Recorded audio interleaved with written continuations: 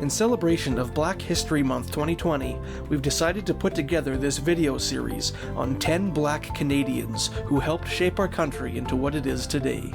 Enjoy.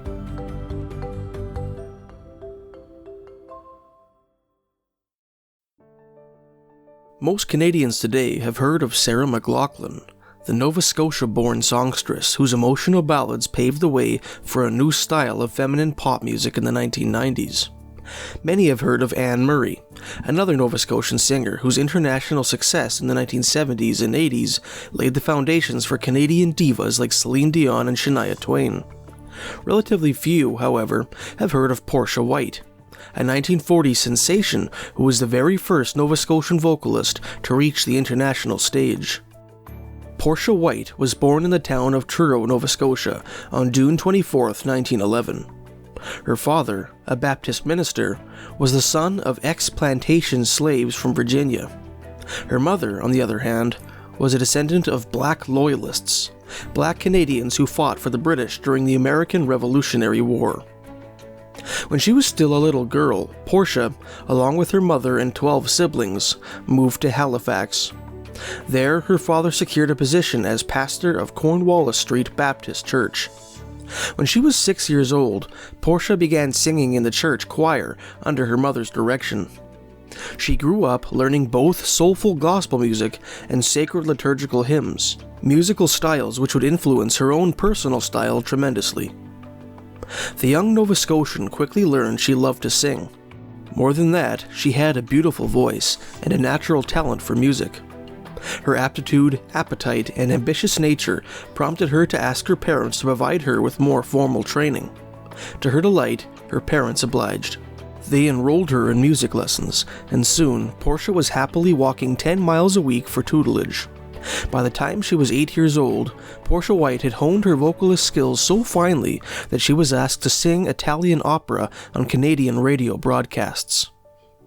In 1929, after graduating from high school, 18-year-old Portia White went to university. She studied pedagogy at Dalhousie University in Halifax, Nova Scotia. Upon attaining her degree, she taught primary school in various Black Nova Scotian communities. One of the most colorful of these was Africville, a shoreside suburb of Halifax. In the early 1930s, this community, with its little two-room schoolhouse, was populated almost entirely by Black Nova Scotians. Most of the ancestors of Portia's students there had fled slavery in the colonial United States. Another town in which White taught was Lucasville, another Halifax suburb. This community was founded by Black refugees who fled to Canada during the War of 1812. While she worked as a teacher, Portia White continued her musical education. Throughout the 1930s, she trained as a mezzo-soprano vocalist at the Halifax Conservatory of Music. Nearly every year, she showcased her talent at the Halifax Music Festival. On at least 4 occasions, she won the Helen Campbell Kennedy Cup, the highest honor that the music festival awarded. Portia White won this silver trophy so many times that the music festival's sponsors eventually allowed her to keep it. "That gave me a boost," said Portia of the incident in a later reminiscence. In 1939, the Halifax Ladies Musical Club granted Portia a scholarship.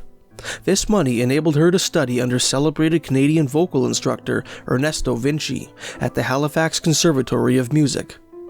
Vinci quickly observed that Portia was not making full use of her voice as a mezzo-soprano. Accordingly, he instructed her to sing contralto, allowing her to exploit a deeper register to which her voice was better suited. Under Vinci's guidance, Portia White began to truly flourish as a vocalist.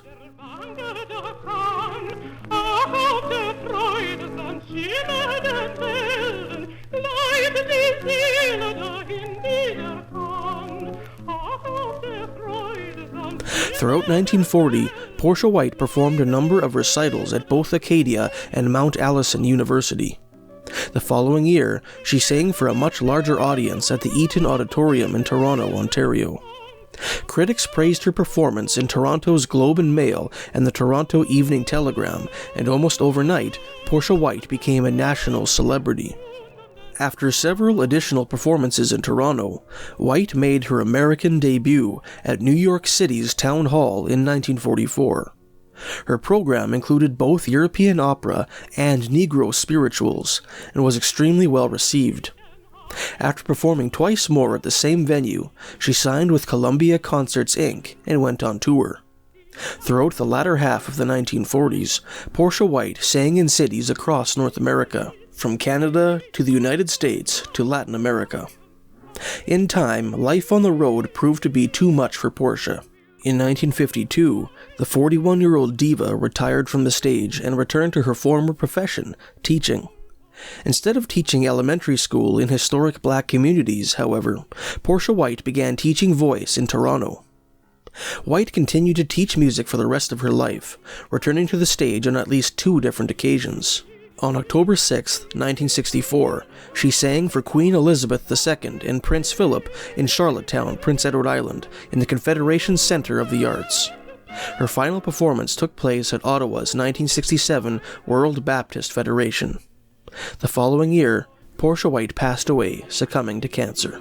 She is remembered today as the Nova Scotian singer who paved the way for the divas of the Great White North.